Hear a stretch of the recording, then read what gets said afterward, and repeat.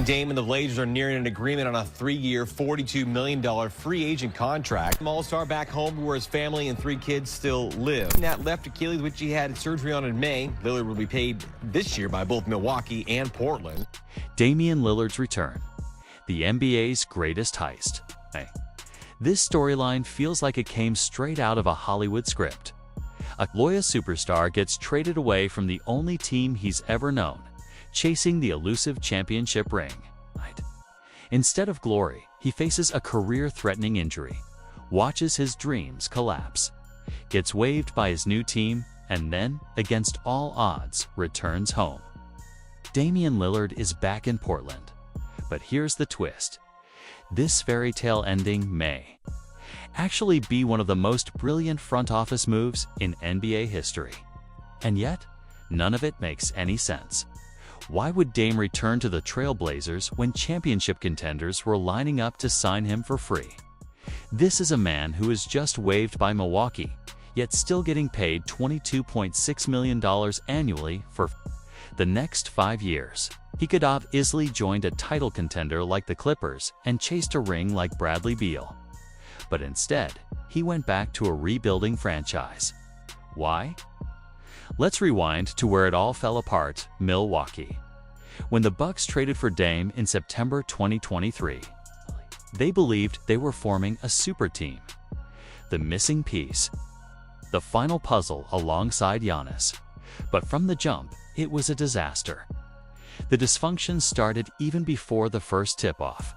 Milwaukee brought in Terry Stotts, Dame's longtime coach in Portland, to help ease his transition and mentor rookie head coach Adrian Griffin. But after Griffin publicly yelled at him in front of the entire team, Stotts quit before the season even began, and the chemistry between Giannis and Dame, non-existent. In one game against Atlanta, Giannis set just 4 screens for Dame. Total, that was supposed to be their elite pick-and-roll duo.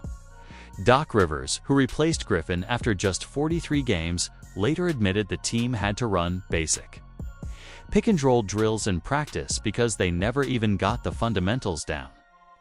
It was embarrassing, the result. 0 playoff wins, not 1 series victory in 2 straight postseasons, despite having 2 MVP-caliber players. And then came the most brutal moment. On April 27, 2025, Game 4 against Indiana, Dame tore his Achilles just 6 minutes into the game. That came after he missed 14 straight regular season games due to deep vein thrombosis, a potentially life-threatening blood clot condition. It was devastating. Just 2 months later, the Bucks waived Dame and stretched the remaining $113 million on his contract across 5 years, the largest stretch provision ever used in NBA history. They're still paying him through 2030, even though he no longer plays there, and Giannis, reportedly furious. He wanted Dame to stay. So not only did the Bucks fail to win a title, they also alienated their franchise cornerstone and lit $113 million on fire just to make Dame go away. But what really broke Damian Lillard wasn't just the basketball lid, was life. In a 2024 interview, Lillard opened up about how isolated he felt in Milwaukee. He was used to finishing games and seeing his family behind the bench, his kids, his mom, his brother. But in Milwaukee, he went home alone, watched boxing videos, played video games, typed fight hype on YouTube, just hoping something new would pop up. That's not just boredom, that's loneliness, and it gets worse. Just days after the trade, Lillard filed for divorce. His 3 children remained in Portland with their mother. So this wasn't just a trade. It was a family being torn apart. And while Dame was struggling in silence, the Portland Trail Blazers front office was cooking. Let's break this down. The original trade that sent Lillard to Milwaukee brought back Drew Holiday, Toumani Camara, a 2029 first-round pick, and 2 Milwaukee pick swaps. At the time, people thought Portland didn't get enough. But then they flipped Holiday to Boston for Robert Williams III, Malcolm Brogdon, and more assets. Then the Blazers traded those pieces again. One became Deni Avdija. And then came the unthinkable. In 2025, Portland re-signed both Dame Lillard and Jrue Holiday, according to Shams. Lillard signed a team-friendly 3-year, $42 million deal. That's right, Portland got Dame back for a discount. And they kept all the assets they got from trading him away. Lillard, Holiday, Avdija, Williams, Kamara, a 2029 first, and 2 pick swaps. That's the haul. Imagine trading away your car, getting 3 others in return, and then having your original car dropped off at your house for free. That's what Portland pulled off. But now comes the question, does any of this make basketball sense, honestly? No, Portland now has a backcourt logjam of epic proportions. Dame is out for the season, but will need big minutes once healthy. Jrue Holiday is a two-way monster earning $32 million. Scoot Henderson, the No. 3 pick in 2023, supposed to be their next franchise star and needs time to develop. And Shaedon Sharpe, who just averaged 18.5 points per game, is waiting in the wings with massive upside. The Blazers might have executed the greatest asset play we've ever seen, but building a functioning team out of this roster is going to be a nightmare. Still, one thing is clear. Damian Lillard didn't come back just for basketball. He came back for home. In my opinion, Jrue Holiday is not staying in Portland. His $32.4 million contract is a golden asset, especially for contenders with cap space looking for one final piece. Don't be surprised if he's flipped before the season even begins. Teams like the Lakers and Warriors have already shown interest, and if Portland pulls off one more trade, it'll complete what might be the most brilliant asset accumulation in modern NBA history.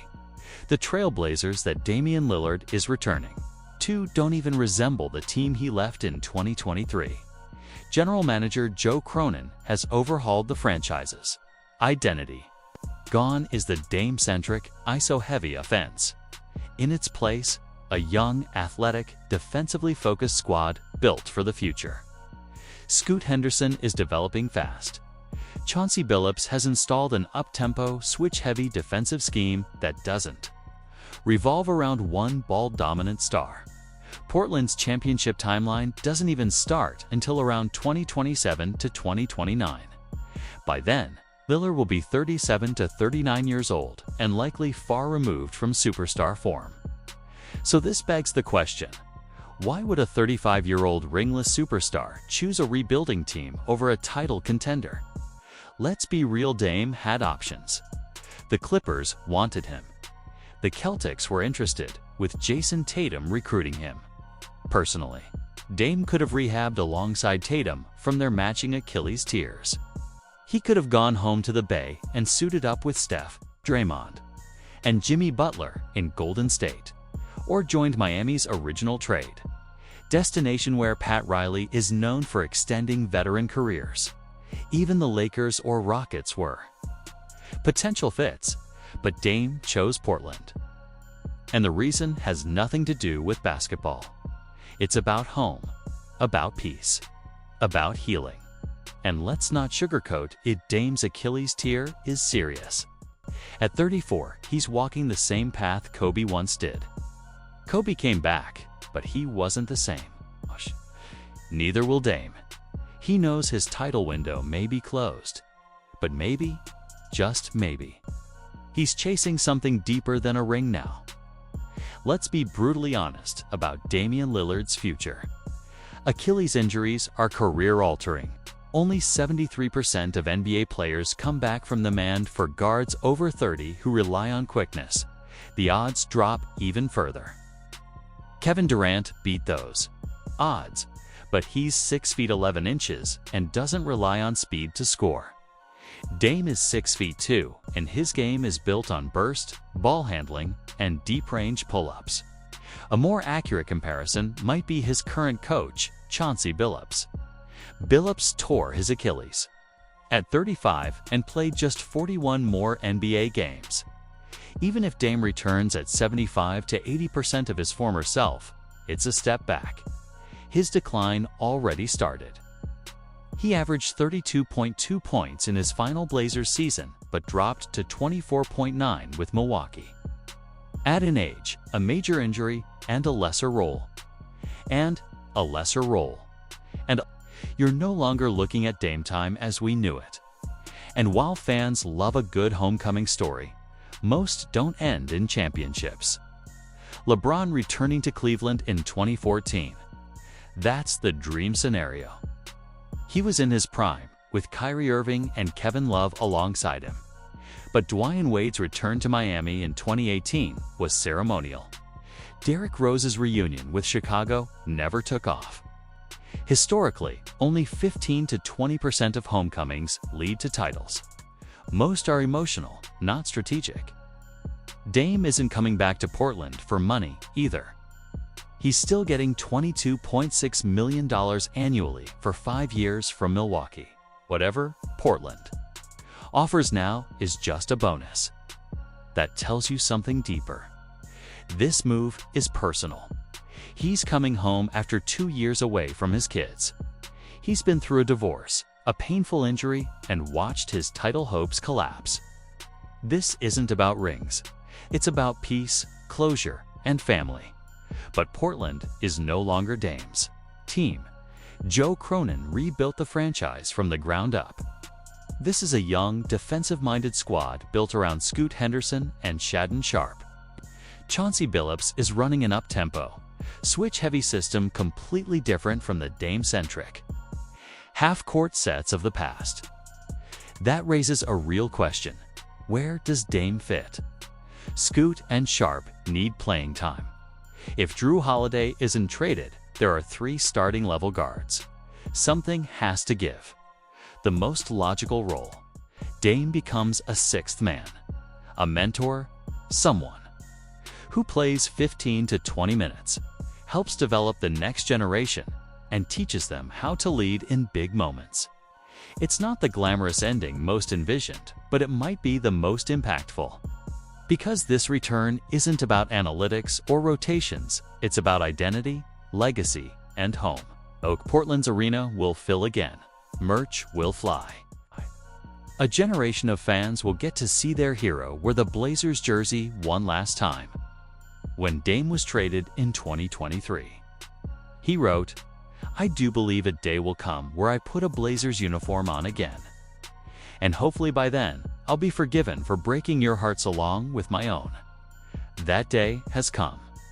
Not every story ends with a championship. Some end where they started. And for Damian Lillard, that might be the most beautiful ending of all.